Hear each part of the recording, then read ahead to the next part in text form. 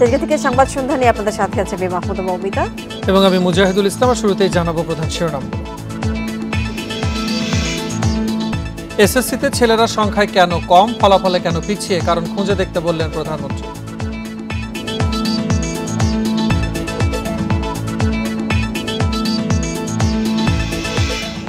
এসএসসিতে জিপিএ 5 কমলেও বেড়েছে পাশের হার, ফেল করা শিক্ষার্থীদের ত্রুটি চিহ্নিত করার তাগিদ।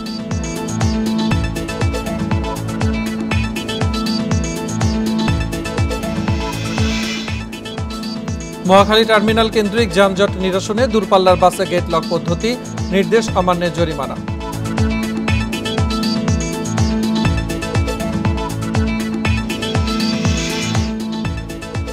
সহজে ঋণ পেতে চামড়া ব্যবসায়ীদের জন্য সুপারিশ করবে শিল্প মন্ত্রণালয়, ঈদের আগেই ব্যবস্থা জানালেন মন্ত্রী।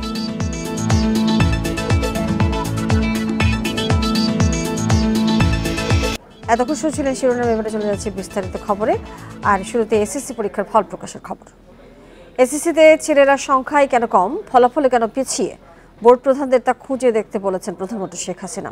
সারা দেশে এসএসসি এবং সমমান পরীক্ষার ফলাফলের সারসংক্ষেপ গণভবনে প্রধানমন্ত্রীর কাছে হস্তান্তর করা হলে এই কথা বলেন তিনি। প্রধানমন্ত্রী আরও বলেন, সরকারের নানা উদ্যোগে শিক্ষা প্রতিষ্ঠানগুলোর শিক্ষার্থীর সংখ্যা এবং সারা দেশে সাক্ষরতার হার বেড়েছে। গত 15 ফেব্রুয়ারি শুরু হয় এসএসসি ও সমমানের পরীক্ষা শেষ হওয়ার 60 দিনের মধ্যে প্রকাশিত হল ফল। রোববার সকালে গণভবনে প্রধানমন্ত্রী শেখ হাসিনার হাতে ফলের সারসংক্ষেপ তুলে দেন শিক্ষামন্ত্রী সহ শিক্ষা বোর্ডের চেয়ারম্যানরা। এ সময় কৃতকার্য শিক্ষার্থীদের অভিনন্দন জানান প্রধানমন্ত্রী। তিনি বলেন, সরকার শিক্ষায় ব্যয় নয়, বিনিয়োগ করে।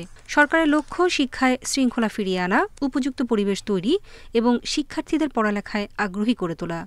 শিক্ষাক্ষেত্রে একটা আমি মনে করি যে ডিসিপ্লিন ফিরিয়ে আনা এবং শিক্ষার পরিবেশ তৈরি করা এবং ছাত্রছাত্রীদের শিক্ষার প্রতি আগ্রহ সৃষ্টি করা, এটাই সব থেকে বেশি গুরুত্বপূর্ণ। সেই সাথে সাথে অভিভাবকবৃন্দেরও, তাদেরও একটা আকাঙ্ক্ষা থাকবে যে তাদের ছেলে পড়াশোনা করে মানুষের মতো মানুষ হবে। আজকের শিক্ষার্থীরাই স্মার্ট বাংলাদেশের সৈনিক হিসেবে গড়ে উঠবে বলেও প্রত্যাশার কথা জানান প্রধানমন্ত্রী। আমরা স্মার্ট বাংলাদেশ করবো। স্মার্ট বাংলাদেশ করতে হলে আমাদের ছেলেমেয়েদেরকে শিক্ষা দিতে হবে। আজকে ছেলেমেয়েরাই তো সামনে সেই স্মার্ট সিটিজেন হবে এবং তারা দেশকে এগিয়ে নিয়ে যাবে। সাধারণ শিক্ষার পাশাপাশি কারিগরি ও বিশ্বমানের শিক্ষায় গুরুত্ব দেন সরকার প্রধান। কারিগরি শিক্ষা, বিজ্ঞান প্রযুক্তি, তথ্য প্রযুক্তি, অর্থাৎ সার্বিকভাবে একটা শিক্ষিত হবার যা যা দরকার সেইগুলি বা বিশ্ব পরিমণ্ডলে প্রতিযোগিতার সাথে টিকে থাকার উপযোগী শিক্ষা ব্যবস্থায় আমরা প্রবর্তন করতে চাই। পরে প্রধানমন্ত্রী বলেন, শিক্ষায় মেধা ও মনন বিকাশে সুযোগ সৃষ্টি করা হচ্ছে, এতে পরিবর্তন আনা হচ্ছে শিক্ষা ব্যবস্থায়। আমাদের ছাত্ররা পিছিয়ে আছে বা কেন, কি হিসেবে কম, এটা বোধহয় আমাদের একটু দেখতে হবে। নূরে জান্নাত, ইন্ডিপেন্ডেন্ট নিউজ, ঢাকা।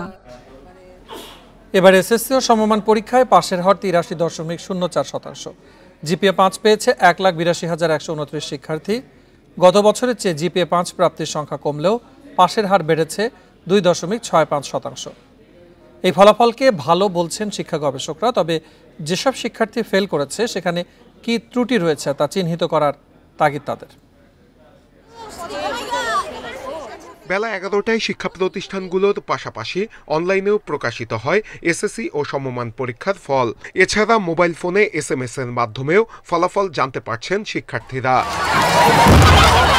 কাঙ্ক্ষিত ফলাফল পেয়ে শিক্ষার্থীদের এই বাঁধ ভাঙা উল্লাস। কষ্ট করেছি, তার ফল হিসেবে ভালো একটা রেজাল্ট এসেছে, সেজন্য অনেক খুশি আলহামদুলিল্লাহ। ফ্যামিলি সবাই অনেক খুশি, তো ওরাও স্যাটিসফাইড আমার রেজাল্ট নিয়ে, আমি নিজেও অনেক স্যাটিসফাইড রেজাল্ট নিয়ে। সারা দেশে এসএসসি পরীক্ষায় এবার পাশ করেছে 16,72,153 জন। মোট জিপিএ 5 পেয়েছে 1,82,129 জন। গতবারের থেকে এবার পাশের হার বেড়েছে 2.65%। সচিবালয়ে এসএসসি পরীক্ষার ফল নিয়ে সংবাদ সম্মেলনে এসব তথ্য জানান শিক্ষামন্ত্রী। জিপিএ 5 প্রাপ্ত শিক্ষার্থীর সংখ্যা হচ্ছে 1,81,129 জন। জিপিএ 5 কমেছে 1,449 জনের মধ্যে। এবার ছাত্রদের চেয়ে ফলাফলে ছাত্রীরা এগিয়ে, ছাত্রদের পাশের হার 81.57% আর ছাত্রীদের পাশের হার 84.47%। শিক্ষকরা বলছেন পাশের হার বেড়েছে, সে অনুযায়ী ফল ভালো হয়েছে। জিপিএ 5 কমে যাওয়া ছাড়া রেজাল্ট ভালো হয়েছে। ঢাকাতে গতবার বোধহয় 77, আমার যতদূর মনে হয় এখানে বোধহয় 89%-এর উপরে চলে আসছে, তো পাশের হারটা বেড়েছে। এবার যারা এসএসসি পাস করলো করোনার পর, তারাই প্রথম পূর্ণাঙ্গ সিলেবাসে পরীক্ষা দিয়েছে। শিক্ষা গবেষকরা বলছেন ফল তো ভালো হলো, সেই সঙ্গে এখন দেখার বিষয় এসব শিক্ষার্থীরা করোনার ঘাটতি কতটুকু কাটিয়ে উঠতে পেরেছে। এদিকে এবার প্রায় 3,41,444 শিক্ষার্থী ফেল করেছে। তারা কেন ফেল করেছে তা খুঁজে বের করার আহ্বান জানিয়েছেন শিক্ষা গবেষকরা। সেই সঙ্গে তাদের প্রতি সহনশীল আচরণের আহ্বানও তাদের। কেন এতজন পাশ করতে পারে না? আমরা কি কোনো গবেষণা করেছি? আমরা কি কোনো মেজার নিয়েছি যে কেন এই ফেলটা করছে, কেন তারা ফেল করবে? এই জায়গাগুলোতে আমাদের কাজ করার সুযোগ আছে। এবার শতভাগ পাশ করা প্রতিষ্ঠানের সংখ্যা 2,968 আর শতভাগ ফেল করা প্রতিষ্ঠান 51টি। Nure Alam, independent news, Dhaka. SSC এবং সমমানের পরীক্ষার ফল প্রকাশের পর সারা দেশের স্কুলে ছিল শিক্ষার্থীদের উল্লাস। তাদের সাথে উদযাপনে যোগদান শিক্ষক এবং অভিভাবকরাও। অনেক স্কুলে বাদ্যযন্ত্র বাজিয়ে নাচে গানে উচ্ছ্বাস প্রকাশ করে শিক্ষার্থীরা। এদিকে কাঙ্ক্ষিত ফলাফল যাদের হয়নি তাদের হতাশ না হয়ে আগামীতে ভালো করার পরামর্শ শিক্ষকদের। রোববার সকাল থেকেই রাজধানীর ভিকারুন্নিসা নূন স্কুল অ্যান্ড কলেজে বাড়তে থাকে শিক্ষার্থীদের উপস্থিতি। বেলা 11:30টার দিকে ফল প্রকাশের পর আনন্দ উচ্ছ্বাসে মেতে ওঠে শিক্ষার্থীরা। কাঙ্ক্ষিত ফলাফলে বাদ্যযন্ত্র বাজিয়ে নেচে গেয়ে উদযাপন করে পরীক্ষায় উত্তীর্ণরা। তাদের উদযাপনে সামিল হন শিক্ষক অভিভাবকেরাও। এমন চিত্র দেখা যায় দেশের বেশিরভাগ শিক্ষা প্রতিষ্ঠানেই। স্কুল জীবন শেষে ভবিষ্যতের স্বপ্ন ছাত্রছাত্রীদের চোখে। এই পথ চলায় শিক্ষকের পাশাপাশি বাবা মায়ের সহায়তার কথাও উঠে আসে। আমাদের 10 বছরের কষ্টের ফল আজকে আমরা পেয়েছি। অবশ্যই আমাদের যেমন ছাত্রদের কষ্ট ছিল, তেমনি আমাদের পিতামাতার অনেক কষ্ট ছিল। আমি যতটা খুশি তার চেয়ে বেশি ওরা খুশি, এই জন্য আনা যে মা বাবা আসবে আমার সাথে, আমার আনন্দের দিনটা একসাথে আমরা উপভোগ করব। 10 বছরের সাধনার পর যখন নিজের কাঙ্ক্ষিত ফলটা পাই তখন অবশ্যই ভালো লাগার কথা। সন্তানের ভালো ফলাফলে গর্বিত অভিভাবকেরা ধারাবাহিকতা ধরে রাখার প্রত্যাশার কথা জানান। প্রতিটা বাবা মাই তার সন্তানের জন্য শ্রম দেয়। প্রতিটা বাবা মাই চায় যে তার মেয়ে পরিপূর্ণ রেজাল্টটা করুক, এটা আমাদের চাওয়া। আমাকে একটা বড় একটা গিফট দিল সে, আর আরেকটা কথা হলো তুমি জিতে গেলে আমি জিতে যাই, এটাই সব থেকে বড় পাওয়া। খুবই খুশি আমার ছেলে এবার জিপি 5 পেল কলেজের স্কুল থেকে। এদিকে কাঙ্ক্ষিত ফল যাদের হয়নি তাদের হতাশ না হয়ে ধৈর্যের সাথে আগামীতে চেষ্টার পরামর্শ শিক্ষকদের। আনোয়ার সাদাত নূর, ইন্ডিপেন্ডেন্ট নিউজ, ঢাকা। যানজট কমাতে মহাখালী থেকে কাকলী পর্যন্ত দূরপাল্লার বাসে যাত্রী তোলা বন্ধ। সড়কের এই অংশে গাড়ি চলছে গেটলক পদ্ধতিতে। এই নিয়ম মেনে চলতে ট্রাফিক বিভাগের সঙ্গে একমত হয়েছে মালিক সমিতি। তারপরও কেউ যেখানে সেখানে বাস থামালে কড়া ব্যবস্থার হুঁশিয়ারি দিয়েছে পুলিশ। মহাখালী বাস টার্মিনাল দিনরাত 24 ঘন্টাই প্রায় অবরুদ্ধ থাকছে সড়ক। দূরপাল্লার বাসে যেখানে সেখানে যাত্রী ওঠানো থেকে শুরু করে সড়কে রাখা হয় গাড়ি। এই সংকট থেকে বেরিয়ে আসতে টার্মিনাল ঘিরে নতুন উদ্যোগ নিয়েছে ট্রাফিক পুলিশ। সড়কে শৃঙ্খলা ফেরাতে মহাখালী থেকে কাকলী পর্যন্ত বন্ধ করা হয়েছে আন্তঃজেলার যাত্রী ওঠানো। আর এই নিয়ম না মানলে নেওয়া হবে আইনি ব্যবস্থা। মহাখালী বাস টার্মিনাল থেকে যেই সমস্ত গাড়িগুলো ছেড়ে আছে সেগুলো সেখান থেকে তারা যাত্রী সংখ্যা কাউন্ট করে সেগুলোকে এক ধরনের ওখান থেকে গেট বন্ধ করে এসে কাকলীতে এসে তারা আবার রিচেক করবে, মিলিয়ে নেবে। শুধুমাত্র এইটুকুর মতো তো যানজট হয় না, যানজট ঢাকা শহর ভিত্তিক সমস্ত জায়গায় হয়। তবে আমাদের এরিয়াতে আমরা যাতে যানজট না হয় সেই চেষ্টাটা আমরা করতেছি। এর আগেও যানজট নিরসনে নানা সময় নানা উদ্যোগ নিয়েছে পুলিশ ও নগর কর্তৃপক্ষ, তবে শেষ পর্যন্ত মেলেনি তেমন কোনো সাফল্য। কিন্তু এবারের উদ্যোগ কাজে আসবে বলে আশ্বস্ত করেছে পরিবহন সমিতি। অতীতে একবার চেকপোস্ট এরকম আমরা স্থাপন করছিলাম, ফলশ্রুতিতে এই এলাকায় যানজট অধিকাংশে কমে আসছিল, যেটাও ছিল এটা খুব স্বাভাবিক। নতুন এই সিদ্ধান্ত মেনে চলার কথা জানিয়েছেন চালক, শ্রমিক এবং যাত্রীরাও। যে জায়গায় যাত্রী স্টপেজ আছে ওই জায়গায় একমাত্র ব্রেক করার নিয়ম আছে, এছাড়া কোনো নিয়ম নেই। এই পর্যন্ত আমাদের এখানে গেট লোক আসবো, তাতে আমাদেরও সুবিধা, যাত্রীদেরও সুবিধা। যাত্রীরা কাউন্টারে উঠবে, যাত্রীর কোনো হয়রানি হবে না, রাস্তাঘাটে যাত্রী উঠা সমস্যা। নির্দিষ্ট স্থান থেকে উঠলে নিরাপদ, অনেকটা নিরাপদ। রাজধানীর ব্যস্ততম এলাকার একটি মহাখালী। এখানকার টার্মিনাল এলাকায় যানজট তৈরি হলে এর প্রভাব পড়ে পুরো বিমানবন্দর সড়কে। আল আমিন হক অহন, ইন্ডিপেন্ডেন্ট নিউজ, ঢাকা। এ নিয়ে আরো জানাতে মহাখালী থেকে যোগ দিচ্ছেন সহকর্মী আনোয়ার সাদাত নূর। আনোয়ার সাদাত নূর, যে সিদ্ধান্তটি আজকে হয়েছে যে মহাখালী থেকে কাকলী পর্যন্ত গেট লক পদ্ধতিতে চালাতে হবে গাড়ি, সেটা আসলে কতটুকু মেনে চলছেন বাস চালকরা?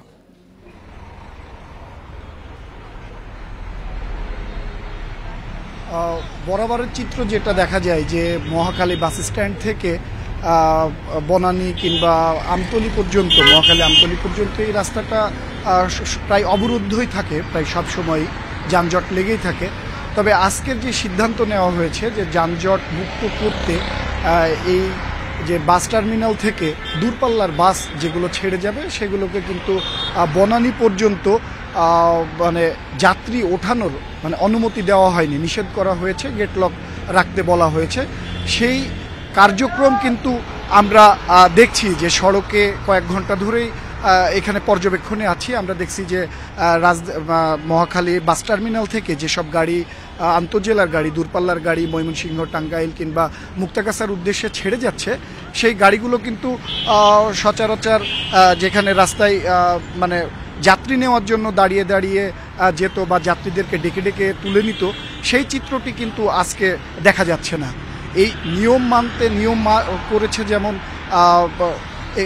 মহাখালী বাস টার্মিনাল জামালপুরগামী যে গাড়িটি যাচ্ছিল তাকে কিন্তু আমরা থামিয়ে যাত্রী তুলতে দেখলাম। আসলে এটির জন্য ট্রাফিক পুলিশ কতটুকু সচেষ্ট মানে সতর্ক রয়েছে?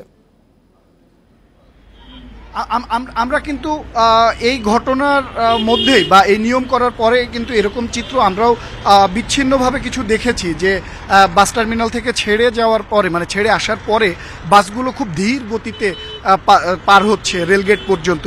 তারা এর মধ্যে কিন্তু যাত্রী তোলার চেষ্টা করছে, কিন্তু এই নিয়ম বাস্তবায়ন করার জন্য, কার্যকর করার জন্য কিন্তু ট্রাফিক ব্যবস্থায় যারা আছে, ট্রাফিক পুলিশ সার্জেন্ট, তারা কিন্তু তৎপর। অন্যান্য সময়ের তুলনায় আজকে কিন্তু বেশি তৎপর এবং অধিক সংখ্যক সেই আইনশৃঙ্খলা নিরাপত্তাকারী বাহিনী তারা কিন্তু মোতায়েন আছে। আমরা খেয়াল করে দেখেছি যে পোশাকে কিংবা সাদা পোশাকেও তারা কিন্তু অবস্থান নিচ্ছে এবং যেই গাড়িগুলো এরকম চেষ্টা করছেন তাদেরকে কিন্তু বাধা দিচ্ছেন, তাদের বিরুদ্ধে আইনি ব্যবস্থা নিচ্ছেন। আমরা এরকমটা দেখেছি। যেই বাসটিকে আমরা দেখলাম সেটা সে কিন্তু ধীর গতিতে যাচ্ছে, যাত্রী তোলার বা যাত্রী নেওয়ার একটা চেষ্টা, কিন্তু যেহেতু নিয়ম করা হয়েছে যাত্রী থেকে তোলা যাবে না, তারা কিন্তু মানে চেষ্টাটা করেও ব্যর্থ হচ্ছেন এবং জায়গায় জায়গায় যেহেতু ট্রাফিক পুলিশ আছে তারা চেষ্টা করছেন যে চোখ ফাঁকি দেওয়ার।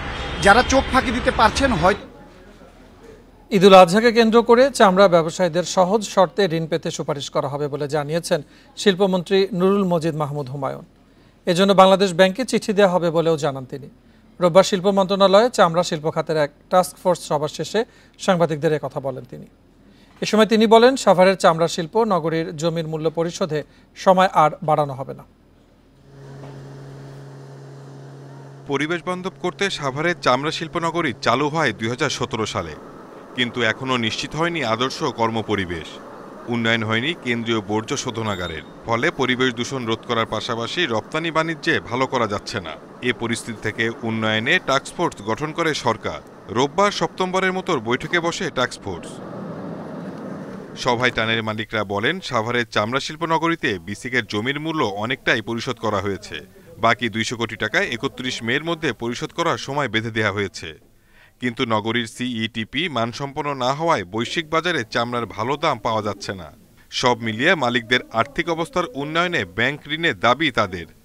কেউ যদি 31 মে দিতে না পারে তাহলে সে 5% বা 10% সেই ইন্টারেস্ট আপনার দিয়ে দিবে, কিন্তু আপনার জরিমানা তো এখানে আপনার কোনোভাবেই প্রাসঙ্গিক না। কমপ্লেক্সের কারণে আমরা প্রোডাক্ট বিক্রি করতে পারতেছি না। এই ইনফরমেশন মাননীয় প্রতিমন্ত্রীর কাছে আছে, ডিপিডিতে আছে যে আমরা 20% কমে বিক্রি করতে বাধ্য হচ্ছি, কারণ কমপ্লেক্সগুলো কাস্টমার আসতেছে না, তা আমাদের পুঁজি নাই।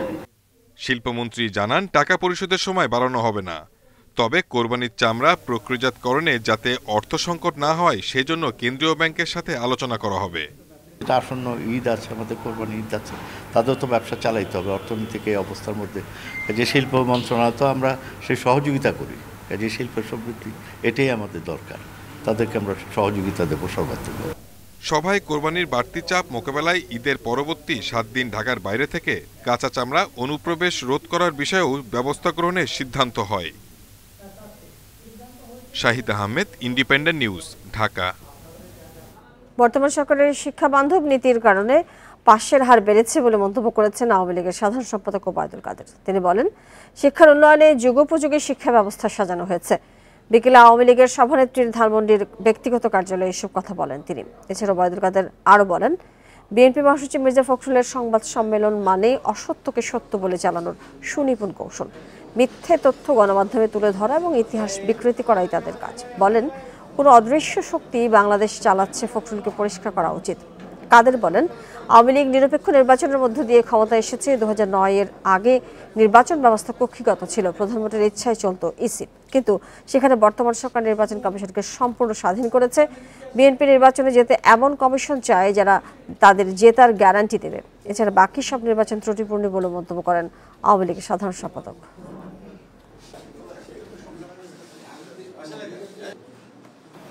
বিএনপি নেতারা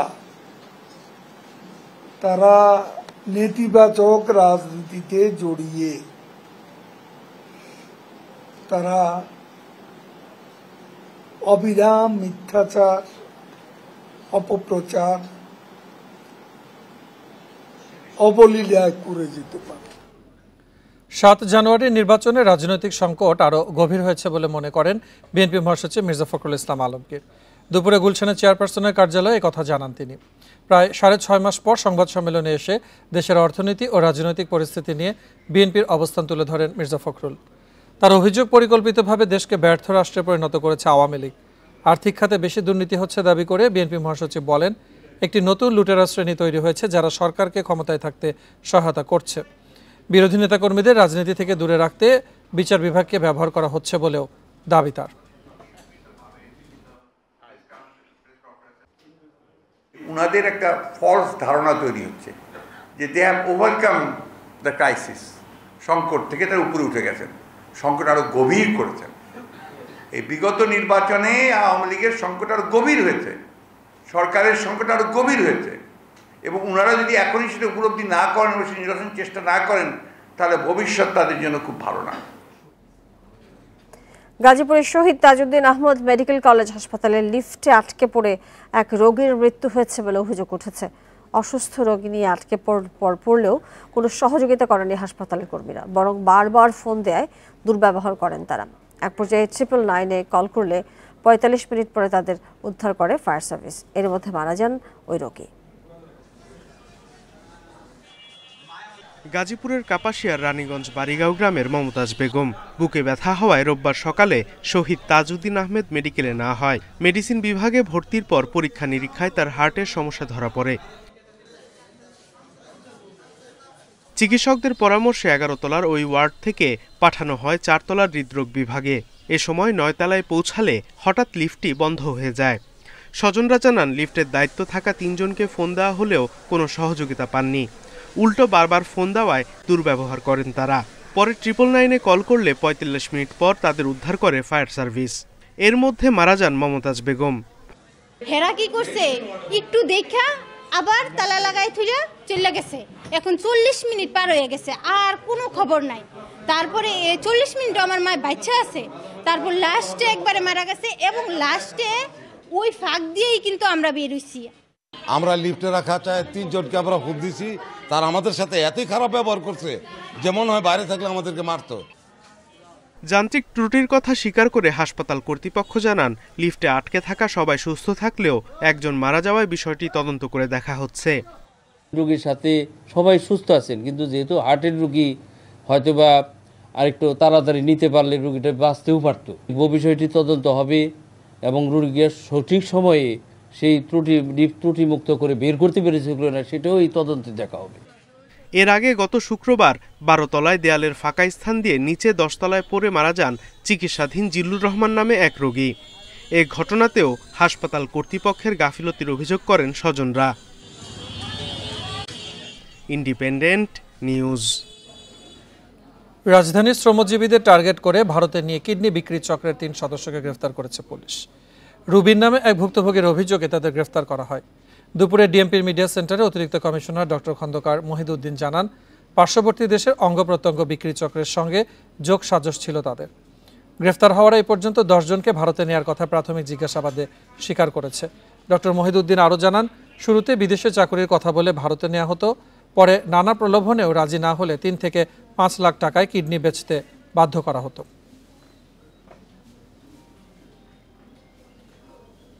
যেটা বলেছে যে কোনো জায়গায় আমরা 25 লাখ পাই, কোনো জায়গায় 40 লক্ষ পাই, খুব স্ট্রেট কোনো জায়গা নেই। সবচেয়ে বড় ব্যাপার হচ্ছে ডোনার, তাকে খুব ঠকানো হয় এবং তার পরিমাণটা খুবই সামান্য।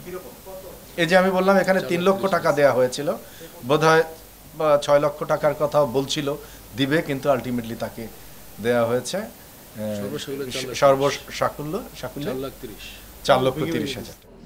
রাজধানীর পল্লবীতে আতঙ্ক ছড়াচ্ছে কানকাটা গ্রুপ, যারা কথায় কথায় মানুষের কান কেটে দেয়। পুলিশ বলছে, জমি দখল, মাদক ব্যবসা, দোকানপাট লুট সহ নানা অপরাধ করে তারা। কানকাটা গ্রুপটি চালায় একাধিক মামলার আসামি ডাসা শরীফ এবং তুহিন মিয়া, আর তাদের নেতৃত্ব দেয় শহীদুল এবং পিন্টু। এর মধ্যে 3 জনকে আটক করেছে পুলিশ। এটি পল্লবীর কানকাটা গ্রুপের নির্যাতনের দৃশ্য। কয়েকজন মিলে মারধর করছে এক কিশোরকে। সেই গ্রুপের হামলার শিকার হন রমজান আলী রিপন। গত 2 মে রাতে পল্লবীর বাউনিয়াবাদে বাসার সামনে বসেছিলেন তিনি। কোনো কারণ ছাড়াই তার কান কেটে দেয় গ্রুপটি। অতীতে কোনো ধরনের দ্বন্দ্ব ছিল না, কোনো কিছু ছিল না। হঠাৎ করে দেখেই ডাসা শরীফ আমার উপর আক্রমণ করে। কানকাটা গ্রুপের নির্যাতনের সাক্ষ্য দিলেন ক্ষুদ্র ব্যবসায়ী রাফি। 2 মে তারও কান কেটে দেয় সন্ত্রাসীরা। মার্ডারিস্ট আসামি ওই শহীদুল আপনার থেকে জেল থেকে জামিনে বের করে। যদি কেউ এসে বলছে ভাই এটা আমার একটা ভালো লোক, ভালো কর্মী, ওরে দিয়ে কাম হইব, ওই গিয়ে ওই মার্ডারের আসামিটাকে জেল থেকে ছাড়ায়। পল্লবীতে গত 3 মাসে অন্তত 6টি কানকাটার ঘটনা ঘটেছে। কানকাটা গ্রুপ থেকে বের হয়ে আসা একজন জানান, জমি দখল, দোকান লুটপাট করাই এদের কাজ। গ্রুপে অনেকজন আছে। ওই পুরো গ্রুপের কাজ কি? গ্রুপটার কাজ এই জায়গা জমি ব্যবসায়ী বেড়েছে, প্রলাপন করে বেড়েছে, এই জায়গা জমিনের কাজ চিন্তাই করে। জায়গা দখলে গেছি, ভিতরে যা দেখছি যে মানুষরা মারে, কোপ দেয়, কোপাকুপি করে, মানুষকে কোপায়। অনুসন্ধানে বেরিয়ে এসেছে মাঠে কানকাটা গ্রুপের নেতৃত্ব দেয় শরীফ ওরফে ডাসা শরীফ ও তুহিন মিয়া। তারা পল্লবীর আলোচিত শাহিনউদ্দিন হত্যা মামলার আসামি। এই গ্রুপে রয়েছে আরও 13 জন। এর মদতদাতা শহীদুল ও পিন্টু। এদের সবার বিরুদ্ধেই একাধিক মামলা রয়েছে, যদিও শহীদুলের বাবার দাবি ছেলে নির্দোষ। একের পর এক করে মামলা দিতেছে, মিথ্যা মামলা। রোজার ভিতরে মনে করেন 2-3টা মামলা দিচ্ছে ওরে। পুলিশ বলছেন, পল্লবীতে আতঙ্ক সৃষ্টি করতে কান কেটে দেয় এই গ্রুপটি। এর মধ্যে ডাসা শরীফ, হানিফ ও সামিরকে গ্রেপ্তার করেছেন তারা।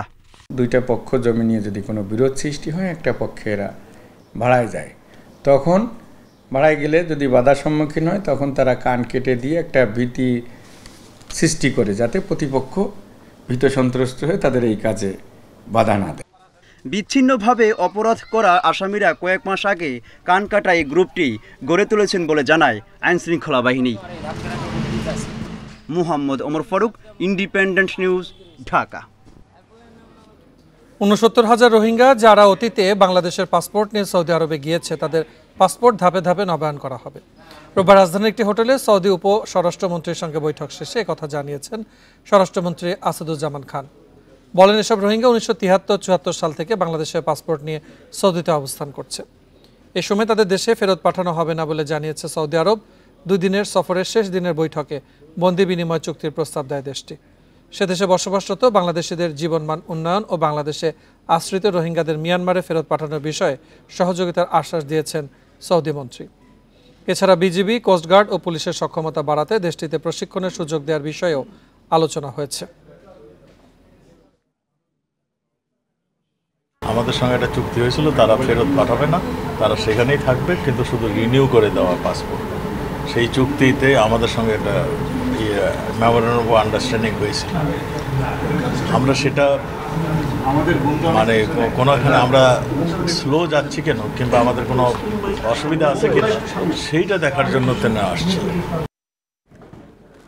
শ্রম আইন নিয়ে আইএলও প্রতিনিধিরা যেসব সুপারিশ করেছেন বাংলাদেশের প্রেক্ষাপটে সেগুলো বিবেচনা করা হচ্ছে জানিয়েছেন আইনমন্ত্রী আনিসুল হক। বলেন তাদের দেওয়া সুপারিশের মধ্যে যেগুলো বাংলাদেশের জন্য যৌক্তিক সেগুলি গ্রহণ করা হবে। দুপুরে সচিবালয়ে আইএলও প্রতিনিধিদের সঙ্গে প্রায় 2.5 ঘন্টার বৈঠক শেষে আইনমন্ত্রী জানান শ্রম অধিকার এবং শ্রম আইন নিয়ে 41টি বিষয়ে তাদের সাথে আলোচনা চলছে। এর মধ্যে 17টি বিষয়ের উপর আলোচনা শেষ হয়েছে। বাকি 24টি বিষয় নিয়ে সোমবার সকালে আবারও আইএলও প্রতিনিধিদের সঙ্গে বৈঠক হবে।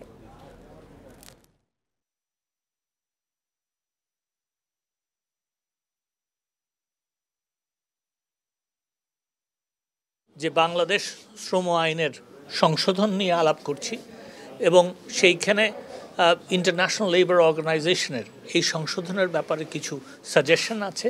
সেই সাজেশন কতটা আমাদের দেশের স্বার্থে যৌক্তিক সেটা নিয়ে আলাপ আলোচনা হচ্ছে। অতীতের যে কোনো সময়ের চেয়ে যুক্তরাষ্ট্রের সঙ্গে বাংলাদেশের সম্পর্ক ভালো বলে জানিয়েছেন পররাষ্ট্রমন্ত্রী ডক্টর হাসান মাহমুদ। বলেন এই সম্পর্ককে আরও উচ্চতায় নিয়ে যেতে ডোনাল্ড লু বাংলাদেশে আসছেন। বিকেলে কক্সবাজার শরণার্থী ত্রাণ ও প্রত্যাবাসন কমিশনার কার্যালয়ে এসব কথা বলেন তিনি। পররাষ্ট্রমন্ত্রী জানান মিয়ানমারের অভ্যন্তরে চলা সংঘাতের জেরে নতুন করে 138 জন মিয়ানমারের সীমান্তরক্ষী আশ্রয় নিয়েছে, যার মধ্যে সেনাবাহিনীর উচ্চ পর্যায়ের 3 জন রয়েছে। তাদেরও ফেরত পাঠানো হবে বলে জানান তিনি। 2 দিনের সফরে পররাষ্ট্রমন্ত্রী রোববার বিকেলে কক্সবাজারে যান।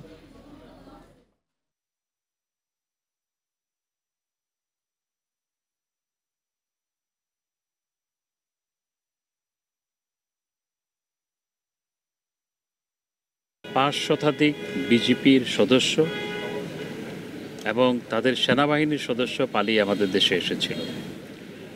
আমরা মায়ানমারের সাথে আলাপ আলোচনা করে তাদেরকে ফেরত পাঠিয়েছি, কিন্তু নতুনভাবে আরও 138 জন এখন বাংলাদেশে পালিয়ে এসছে। তন্মধ্যে একজন লেফটেন্যান্ট কর্নেল, 2 জন মেজরও আছে। প্রবাসীদের সংসার ভাঙা নিয়ে উদ্বেগ জানিয়েছে হাইকোর্ট। 2 বিচারপতির বেঞ্চ বলছেন এই সংকটে অনেকের জীবন নষ্ট হচ্ছে, পরিবারের মধ্যে আস্থার সংকট দেখা দিচ্ছে বলে মন্তব্য করেন তারা। রোববার এই সংক্রান্ত একটি পারিবারিক সমস্যার সমাধান করে এসব মন্তব্য করেন বিচারপতি কামরুল কাদের এবং বিচারপতি খিজির হায়াত। সৌদি প্রবাসী মঈন 2020 সালে বিয়ে করেন সুমনাকে। 3 মাস পর অন্তঃসত্ত্বা হন সুমনা, ফিরে আসেন বাংলাদেশে। কিন্তু সন্তান জন্মের 10 মাস পরে আরেকজনকে বিয়ে করেন তিনি। এতে অনিশ্চয়তায় পড়ে শিশুটির জীবন। শিশুটিকে মঈনের পরিবারকে দেখতেও দেয়া হয় না। এ অবস্থায় সন্তানের দায়িত্ব নিতে হাইকোর্টের দ্বারস্থ হন মঈন। তার পরিবারের দাবি তালাক না দিয়েই দ্বিতীয় বিয়ে করেছেন সুমনা। আমরা সাংবাদিক সম্মেলনে জানতে পারছি যে আমার ছেলের অন্য জায়গায় বিয়ে হয়ে গেছে। তখন দৌড়ায় গেলাম, গিয়ে দেখলাম যে বাচ্চাটা ফালায় রেখে মেয়ে চলে গেছে। তখন আমরা দেখতে দেন, এটা একটা কালচার হয়ে যাচ্ছে। আমরা এর সুবিচার চাই অবশ্যই, যেহেতু আমার ছেলের উপর হয়েছে, পরবর্তী যাতে অন্য ছেলেদের উপরে না হয় আমরা আশা ব্যক্ত করি। পাশাপাশি এর বিচার আমরা চাই। প্রবাসীদের সংসার ভাঙার ঘটনা উদ্বেগজনক হারে বাড়ছে বলে মনে করে আদালত। একে সামাজিক সংকট হিসেবে বিবেচনার তাগিদ দেওয়া হয়েছে। আপনারা এরকম যারা প্রবাসী তাদেরকে নিয়ে আমরা প্রায় সময় সবগুলো গল্প শুনি যে কখনো ওয়াইফ দেশে থাকছেন কিন্তু প্রবাসীর সঙ্গে যথাযথভাবে সম্পর্ক মেনটেন করছেন না, অন্যদের সঙ্গে আরও সম্পর্কে জড়ায় যাচ্ছেন বা বিয়ে করছেন। এগুলো সামাজিক একটা অবক্ষয়, আমরা এগুলো দেখতে চাই না। শুনানি শেষে শিশুকে বাবা ও তার পরিবারকে দেখতে দেওয়ার নির্দেশ দেয় হাইকোর্ট। এক্ষেত্রে বলেছেন যে বাচ্চাকে দেখার ক্ষেত্রে যদি কোনো রকম বাধা না দেওয়া হয়, বাচ্চার পিতার পরিবারের যে কোনো সদস্য বা বাচ্চার পিতা আসলে যাতে সহজেই দেখতে পারেন, এবং যদি বাধা দেওয়া হয় তাহলে আগামী 3 মাস পরে যদি ইনফর্ম করা হয় বাচ্চার মায়ের কাছ থেকে নিয়ে আসা হবে। শুধু স্ত্রী নয়, প্রবাসে থাকা স্বামীর কারণেও অনেক সংসার ভাঙছে বলেও জানান আইনজীবীরা। Zahidul Bashar, independent news, Dhaka. আর এই ছিল আজকের সংবাদ সন্ধ্যায়। ধন্যবাদ এতক্ষণ সাথে থাকার জন্য।